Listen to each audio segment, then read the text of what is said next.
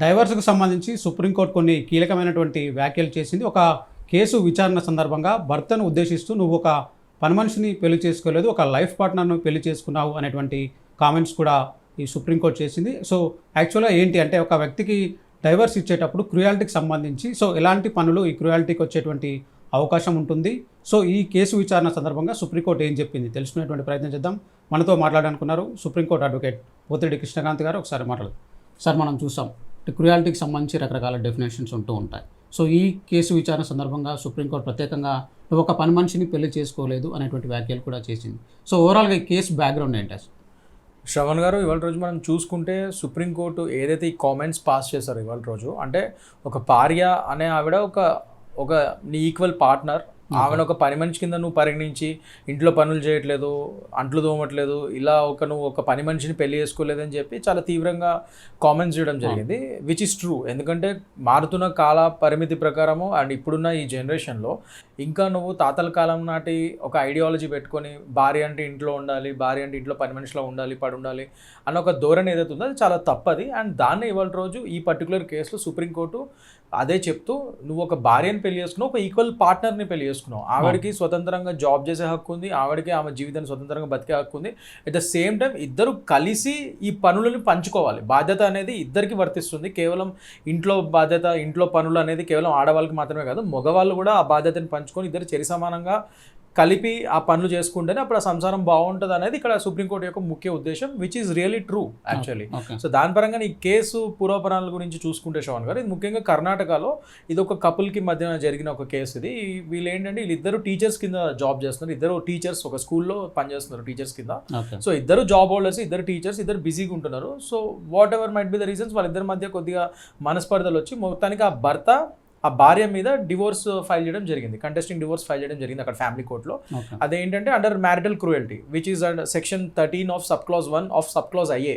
దీన్ని హిందూ మ్యారేజ్ యాక్ట్లో క్రూయల్టీ కింద ఈ సెక్షన్ని మనం పరిగణిస్తాం అనమాట. సో దీని ప్రకారంగా ఆయన ఫ్యామిలీ కోర్టులో వేసుకోవడం జరిగింది. అండ్ ఫ్యామిలీ కోర్టు కూడా ఆ రీజన్స్ కూడా ఇదే సేమ్ థింగ్. పెద్ద జనరల్లీ భర్తల సైడ్ మ్యారిటల్ క్రూయల్టీ అని చెప్పుకోవడానికి పెద్ద రీజన్స్ ఎక్కువ ఉండవు. అదేంటంటే భార్య ఒకవేళ సంసారం చేయకపోయినా, తనతో పాటు కలిసి ఉండకపోయినా, చెప్పబెట్టుకుని ఇంట్లో నుంచి వెళ్ళిపోయినా, అండ్ అతనికి రెస్పెక్ట్ ఇవ్వకపోయినా, అతన్ని ప్రతిదానికి తిడతాము కొడతాము ఏమైనా చేసినా, ఫ్రెండ్స్ అండ్ చుట్టాల ముందు బాగా అవమానపరిచిన, సమాజం ముందు అవమానపరిచిన, ఇవన్నీ భర్తలకి మ్యారిటల్ క్రూయల్టీ కింద వస్తాయి. అదే భార్యల సైడ్ మ్యారిటల్ క్రూయల్టీ అంటే మనకు తెలుసు చాలా ఉంటాయి. 498 డొమెస్టిక్ వైలెన్స్ కానీ, డౌరీ హెరాస్మెంట్ కానీ, ఇవన్నీ కూడా మ్యారిటల్ క్రూయల్టీ ఆడవాళ్ళకి వర్తిస్తాయి. మగవాళ్ళకి వచ్చి కొద్దిగా రీజన్స్ టఫ్గా ఉంటాయి, బట్ ఇలాంటివి ఉంటాయి అనమాట. కానీ ఇక్కడ అవన్నీ కాకుండా ఇక్కడ భర్త ఏం చెప్పాడు, నా భార్య ఇంట్లో పనులు అసలు ఏం చేయట్లేదు, ఇంట్లో ఒక సామాన్లు అది తోమడం కానీ, ఇల్లు తుడవడం కానీ, అవి కానీ ఇవి కానీ, ఒక టిపికల్ ఒక పని మనిషి చేసే పనులు ఏదైతే ఉంటాయో అవి నా భార్య చేయట్లేదన్న రీజన్స్ మీద తను ఈ డివోర్స్ కోరడం జరిగింది. అండ్ షాకింగ్గా ఫ్యామిలీ కోర్టు కూడా అక్కడ ఒక విధంగా ఆయన ఇంకా మ్యారిటల్ క్రూయల్టీని పరిగణిస్తూ ఆ డివోర్స్ మంజూరు చేయడం జరిగింది. సో దాన్ని అపీల్ చేస్తూ ఆ భార్య హైకోర్టును ఆశ్రయించడం జరిగింది, కర్ణాటక హైకోర్టు. అప్పుడు హైకోర్టు ఇది చాలా తప్పిది, ఎందుకంటే ముఖ్యంగా హిందూ మ్యారేజ్ యాక్ట్ కింద అసలు ఫస్ట్ ఆఫ్ ఆల్ ఈ యొక్క కాన్సెప్ట్ భార్యలు పనులు చేయాలి, భార్యలే ఉండాలి, భార్యలే పని మనిషిలా పనిచేయాలి ఇవన్నీ లేదు. సో ఇది మ్యారిటల్ క్రూయల్టీ కింద వర్తించదు భర్తకి. సో ఇది మేము కొట్టేస్తున్నాం అన్నట్టుగా హైకోర్టు ఒకటి చెప్పడం జరిగింది. మళ్ళీ దాన్ని ఛాలెంజ్ చేస్తూ ఈ భర్త సుప్రీంకోర్టుకి వెళ్ళడం జరిగింది. దానికి సుప్రీంకోర్టు ఈ కామెంట్స్ చేయడం జరిగింది. భార్య అంటే ఒక పని మనిషి కాదు, నీకు ఈక్వల్ పార్ట్నర్, నువ్వు కేవలం ఇంట్లో పనులు చేయడానికి దానికోసం పెళ్లి చేసుకున్నావా, ఆమె ఒక పని మనిషి, ఇది చాలా తప్పు ఆలోచన అండ్ తప్పు ధోరణి ఇది అని చెప్పి అతన్ని వార్నించడం జరిగింది. దాని ప్రకారంగానే ఆ ఇద్దరు జనరల్ మనకు తెలుసు హైకోర్టులో కానీ సుప్రీంకోర్టులో కానీ క్లయింట్స్ ఎవరైతే మెయిన్ పెటిషనర్స్ అండ్ రెస్పాండెంట్స్ ఉన్నారో వాళ్ళ యొక్క లాయర్స్ ఉంటారు, వీళ్ళు ఉండాల్సిన అవసరం లేదు. కానీ ఇక్కడ పర్టికులర్గా సుప్రీంకోర్టు ఈ కామెంట్స్ పాస్ చేస్తూ నేను ఆ ఇద్దరు పార్టీస్తో మాట్లాడాలి, ఎందుకంటే ఆల్రెడీ వీళ్ళిద్దరి మధ్య మీడియేషన్స్ మనకు తెలుసు, ఎప్పుడైనా సరే డివోర్స్ ఇవన్నీ ప్రక్రియలు జరుగుతున్నప్పుడు మీడియేషన్స్ పంపిస్తుంది కోర్టు. సో కింద కోర్టులో ఆల్రెడీ ఈ మీడియేషన్ అయిపోయింది, డివోర్స్ కూడా ఇచ్చడం జరిగింది. బట్ స్టిల్ వాళ్ళ భార్య అప్పీల్ చేయడం జరిగింది. హైకోర్టు ఈ కింద కోర్టు ఇచ్చిన తీర్పు తప్పని చెప్పడం జరిగింది. నేను ఇప్పుడు ఇందాక మనం మాట్లాడినట్టు ఈ రీజన్స్ తప్పని చెప్పి. సో దాన్ని మళ్ళీ అతను ఛాలెంజ్ చేస్తూ సుప్రీంకోర్టుకి వెళ్ళాడు. సో మళ్ళీ మీడియేషన్కి వీళ్ళని పంపించాలి. ఈ ఇద్దరు వ్యక్తులతో నేను డైరెక్ట్గా మాట్లాడాను. ఫస్ట్ టైం అంటే సుప్రీంకోర్టు జనరల్లీ డైరెక్ట్గా మాట్లాడదు పెటిషనర్ అండ్ రెస్పాండెంట్స్తో, కానీ ఇక్కడ ఈ కేసులో వీళ్ళిద్దరు వ్యక్తులతో నేను డైరెక్ట్గా మాట్లాడాలి, వీళ్ళని నెక్స్ట్ హియరింగ్కి పిలిపేయని చెప్పి రేపు April 27కి నెక్స్ట్ హియరింగ్ డేట్ వేయడం జరిగింది. అండ్ సుప్రీంకోర్టు ఈ తరుణంలోనే ఈ కామెంట్స్ పాస్ చేసింది ఆ భర్త తరపున లాయర్కి కూడా. చెప్పింది ఏంటంటే ఒక భార్య అనేది ఒక పనామ కాదు, ఒక పని మనిషి కాదు, ఒక ఈక్వల్ పార్ట్నరు. ఇద్దరు ఇంట్లో పనులు అనేది భార్యాభర్త ఇద్దరు సమానంగా షేర్ చేసుకొని పనులు చేసుకోవాలి, అప్పుడే సంసారం నిలబడుతుంది. అంతేగాని తాతల కాలం నాటి ఐడియాలజీ పెట్టుకొని భార్య అంటే ఇంట్లో పనమ్మాయి, ఇంట్లోనే ఉండాలి, ఇలాంటివన్నీ చాలా తప్పుడు ఆలోచన ఏదని చెప్పి వారించడం జరిగింది. ఓకే. సో జనరల్గా అంటే క్రుయాలిటీకి సంబంధించి కేస్ టు కేస్ డిఫరెంట్గా ఉండేటువంటి అవకాశం ఉంటుంది. సో ఈ సందర్భంలో అతను మెయిన్గా తనకు సంబంధించినటువంటి అన్నం కూడా వండలేదు అనేటువంటి గ్రౌండ్ కూడా అతను తీసుకొస్తున్నాడు. సో జనరల్గా అంటే డిఫరెన్స్ ఏంటి అంటే క్రుయాలిటీ అవ్వడానికి క్రుయాలిటీ కాకపోవడానికి, అంటే ఒక భార్యగా ఆమె అన్నం వండడం ఇలాంటి పనులు కూడా చేయాల్సి ఉంటుంది కదా. సో మెయిన్గా డిఫరెన్స్ అంటే ఒక థిన్ లైన్ ఉంటుంది కదా. సో ఎట్లా అనుకోవచ్చు మనం దాన్ని?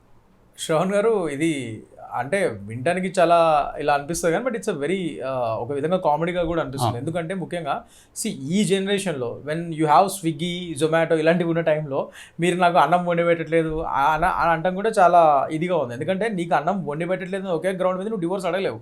ఐదర్ నువ్వు వంట నేర్చుకో లేదా బయట నుంచి ఆర్డర్ చేసుకో. ఆమెకు కుదరలేదంటే రీజన్ ఏంటి, ఎందుకు కుదరలేదు? ఎందుకంటే ఆమె కూడా జాబ్ చేస్తుంది అక్కడ. నేను చెప్పినట్టు వాళ్ళిద్దరు ఈ కేసులో, ఈ పర్టికులర్ కేసు గురించి మనం మాట్లాడుతున్నాం కాబట్టి, వీళ్ళిద్దరు టీచర్స్ కింద పనిచేస్తున్నారు. ఇతను ఏదైతే జాబ్ చేస్తున్నాడు సేమ్ జాబ్ ఆమె కూడా చేస్తుంది. సో ఇతనికి ఎలా టైం సరిపోదు, ఆమె కూడా టైం సరిపోదు, ఆమె కూడా పాపం బిజీగా ఉంది. అలాంటప్పుడు ఎప్పుడైనా అన్నం వండకపోతే అది వండకపోతే అవి నాకు సరిగ్గా ఉండట్లేదా అనే రీజన్ మీద నువ్వు అది మ్యారిటల్ క్రూయల్టీ కింద చెప్పలేవు. అదే చెప్తున్నా, ఇలాంటి ఫ్రివోలస్ రీజన్స్, ఇలాంటి సిల్లీ రీజన్స్ పెట్టి మీరు మ్యారిటల్ క్రూయల్టీ అని చెప్పడానికి లేదు. కోర్ట్స్ కూడా దీనికి అనుమతించవు. అదే ఇవాళ రోజు హైకోర్టు కానీ సుప్రీంకోర్టు కానీ, కర్ణాటక హైకోర్టు అదే చెప్పింది అండ్ సుప్రీంకోర్టు కూడా ఇప్పుడు అదే చెప్తుంది. నువ్వు ఇంట్లో అన్నం వండలేదు, ఇంట్లో పనులు చేయలేదని పిల్లానికి డివోర్స్ ఇవ్వడం అంటే చాలా తప్పది. భార్య అనే ఆవిడ పనమ్మాయి కాదు, వంట మనిషి కాదు. ఆవిడ ఒక ఈక్వల్ పార్ట్నర్. ఆమె వంట చేయడం కుదరకపోతే నువ్వు చేసుకో, లేదా నువ్వు నేర్చుకో, లేదంటే స్విగ్గీ జొమాటోస్ ఉన్నాయి వాళ్ళ రోజు ఆన్లైన్ ఆర్డర్ పెట్టుకో. అంతేగాని నాకు అన్నం వండట్లే అని చెప్పి ఒక రీజన్ మీద నువ్వు డివోర్స్ అడుగుతావు. These are frivolous reasons. ఇదే సిల్లీ రీజన్స్ మీద మీరు డివోర్స్ అడగడానికి ఉండదు. రాను నేను అదే చెప్తున్నాను. డివోర్స్ అనేది చాలా మేము కూడా ఇప్పుడు నేను కూడా చాలా డివోర్స్ కేసెస్ చేస్తూ ఉంటాను శ్రవణ్ గారు. నా దగ్గరికి వచ్చిన కపుల్స్ కూడా అదే చెప్తాను. ఫస్ట్ మేము కూడా we'll try to counsel them. మేము కూడా కౌన్సిలింగ్ ఇవ్వడానికి ట్రై చేస్తాము, వాళ్ళకి చెప్తాము. అట్లానే మేము కాకపోయినా నెక్స్ట్ మా కౌన్సిలింగ్ అయిపోయిన తర్వాత యాక్చువల్ ప్రాపర్ ఫ్యామిలీ కౌన్సిలర్స్ దగ్గర కూడా మేము సజెస్ట్ చేస్తాం, వెళ్ళి అక్కడ కూడా ఒకసారి couple therapies and couple counsellings తీసుకోమని. అప్పటికీ అది అవ్వకపోతే అప్పుడు ఇంకా వెన్ ఇట్ ఈస్ ఇన్ఎవిటబుల్, ఇంకా ఆయన ఇన్ని కౌన్సిలింగ్స్ అయిన తర్వాత కూడా ఫెయిల్యూర్ అయితే, ఆ కౌన్సిలింగ్స్లో ఎటువంటి రిజల్ట్ రాకపోతే అప్పుడు ఇంకా వాళ్ళు డివోర్స్కి వెళ్తాం సార్ అంటే అప్పుడు మేము డివోర్స్ చేస్తాం పిటిషన్స్. అప్పటి వరకు మేము కూడా కేసులు తీసుకోము.